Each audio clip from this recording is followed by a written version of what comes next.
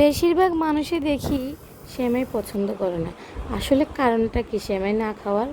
আসসালামু আলাইকুম, সবাই ভালো আছেননি? এই তো আলহামদুলিল্লাহ, আমরাও ভালো আছি, আন্নাগো দোয়া। তো আমার বাচ্চা আজকে সন্ধ্যা একটু সেমাই খাইতে চাইছিল। তো আমি চিন্তা করলাম রান্না যেহেতু করব, আপনাদের সাথে একটু শেয়ার করি। সেমাই বেশিরভাগ সবাই রান্না করতে পারে, কিন্তু অনেকে এভাবে রান্না করে কিনা জানি না। আপনারা যদি এইভাবে রান্না করেন, এটার টেস্ট দ্বিগুণ বাড়ে যাবে।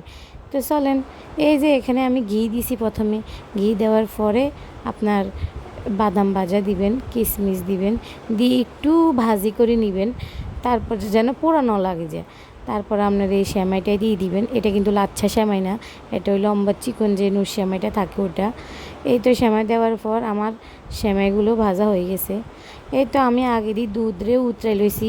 দুধের লগে একটা এলাচ, একটা তেজপাতা দিয়ে ভালো করে, পাউডার দুধ হলে আপনারা ভালো করে উতরে নেবেন, আর গরুর দুধ হলে একটু ঘন করে নেবেন।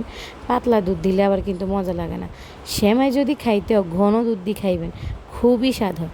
এই তো আমি লাস্টে নারিকেল কোড়ানোও দিয়ে দিলাম। এটা মিস করবেন না, এটা দিয়ে খেয়ে দেখবেন, খুব মজা হয় খুব। আপনারা একবার বাসায় ট্রাই করবেন, দেখবেন কি যে হওয়াদ হয়েছে।